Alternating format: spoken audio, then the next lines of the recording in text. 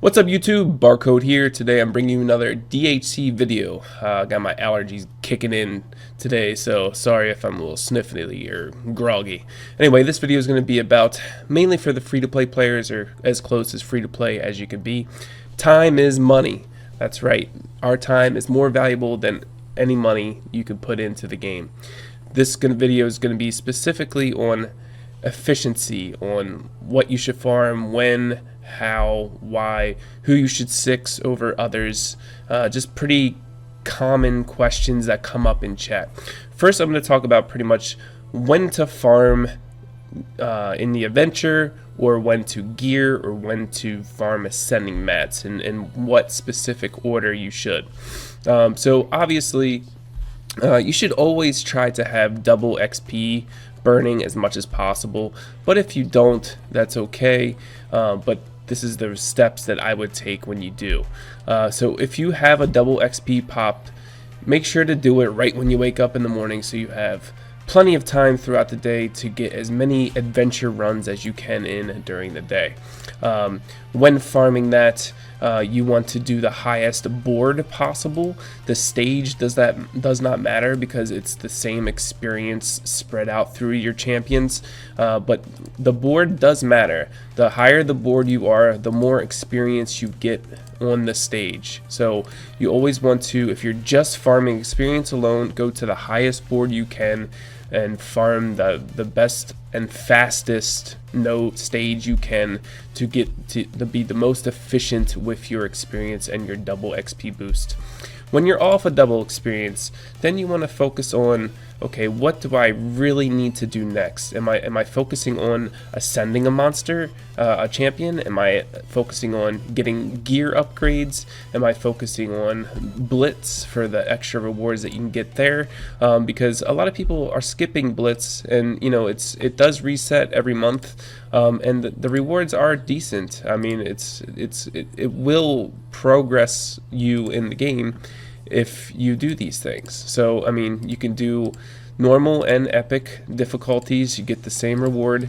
Go to the next stage, just go as high as you can to get those specific rewards. You get gems, you get rewards for each stage as well, so just focus on that when you are off double experience until you can't progress anymore.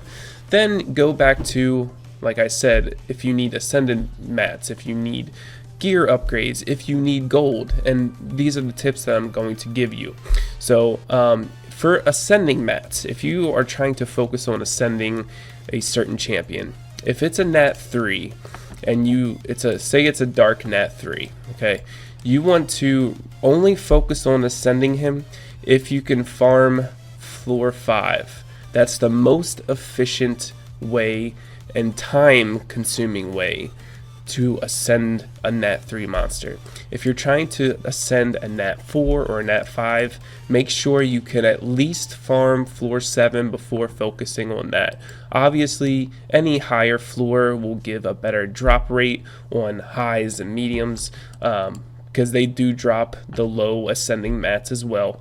But make sure to at least be able to farm floor 7 if you plan on focusing on ascending a nat 4 or a nat 5. Every day the elements change in these bull runs, so what you really want to focus on every single day is how far can you clear as well. So if you defeat the 10th floor of any of these, so any of the bulls, the drake, the widow, at floor 10, if you beat floor 10, you do get a light and dark disc as an achievement for beating that floor. So I'm going to scroll down. I've done about half of them, but as you can see, if you defeat water and nature and steel widow, and this goes for every single one, you do get a light and dark disc to summon a light and dark monster. So you should be focusing on that as well. If you can't clear floor 10, that's fine. You know, that's what you can focus on next week when the element dungeon bull comes back, but that is something you should be focusing on as free to play. If you need gear, if you need gold, the best place to do, and for both of that, is to farm the highest Drake or Widow stage, you can. Typically, everybody can farm a higher Drake floor early game.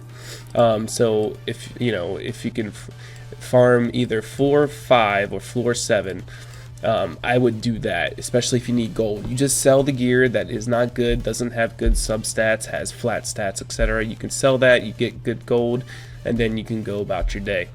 When you are farming Drake, the floors that I would focus on, really, obviously super early game, floor 3, still early game, floor 5. When you get to mid game, you want to only farm floor 7 or floor 10.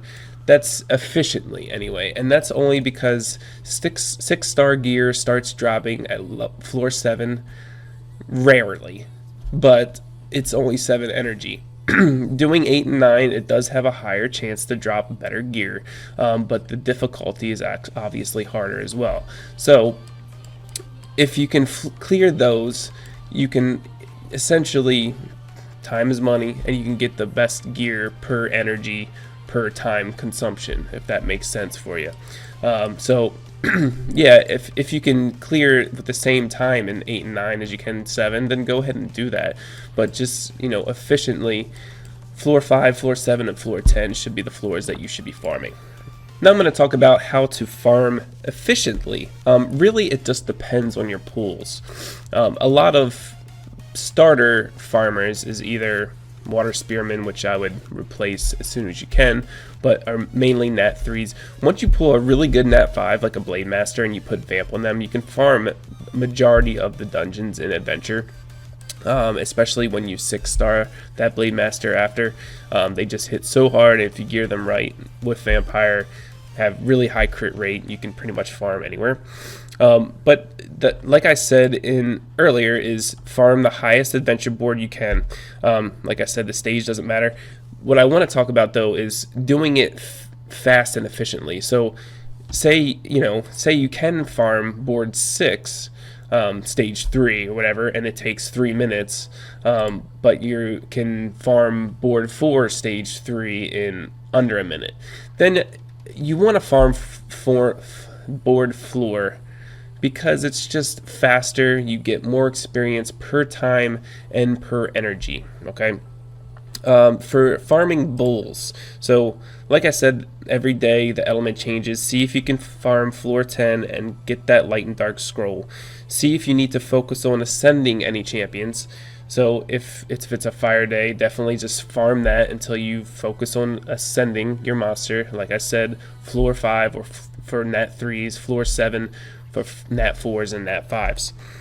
Make sure when you farm Drake, don't be on double XP.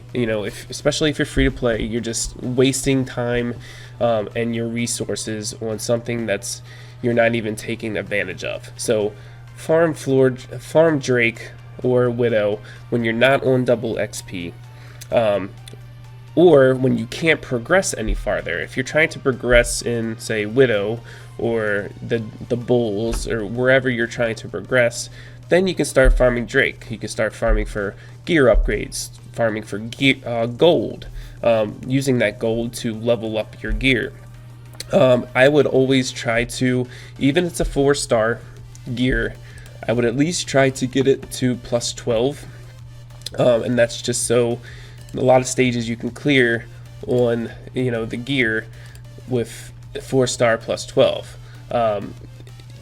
I wouldn't necessarily max a 4-star rune yet to plus 15 unless they have really superb substats here. But at least get it to plus 12. I mean, you're only hurting yourself if you don't. The best time to start farming Widow is really as early as possible.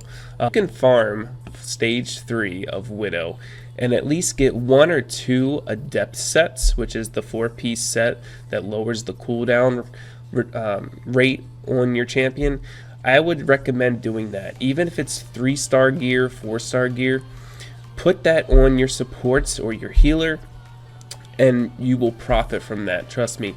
When they get that set and they're max skill, like a Boon Sister or your Dark Dryad or your whatever, your Forest Valkyrie, once they get that adept set and they are constantly putting up the lower attack debuff, constant heals throughout the raid, you're going to progress even further. So when you are able to farm at least floor 3, definitely get at least 1 or 2 adept sets to equip on your supports, your main team, so that you can progress farther.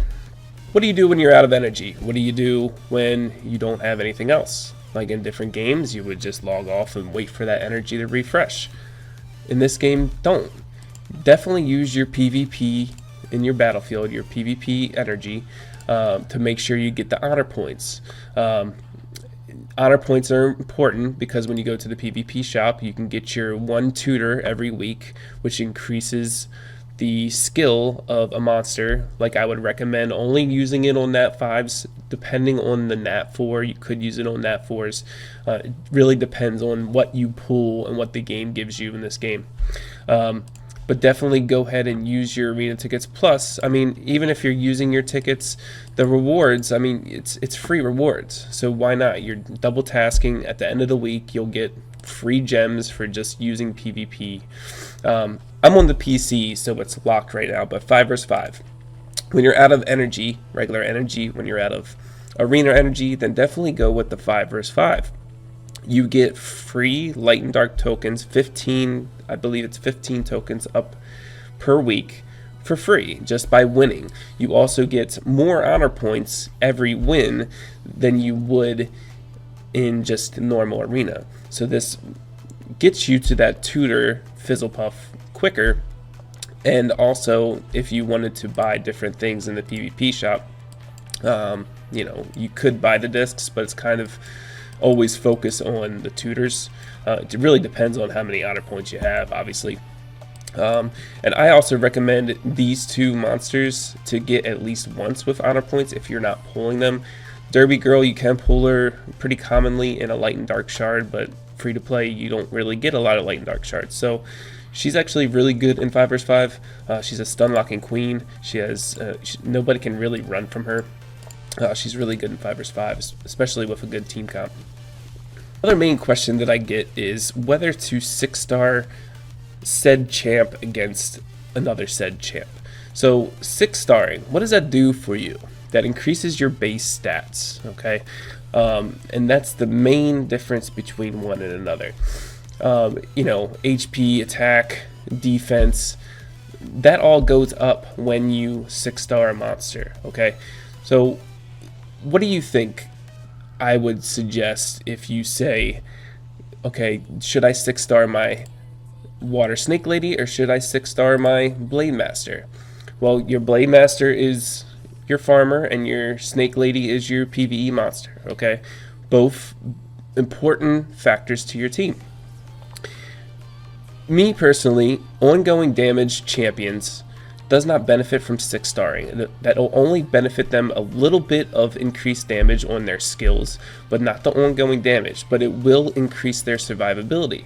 So if your Snake Ladies are dying a bunch and you're trying to progress, you know, definitely promote them to the next star level.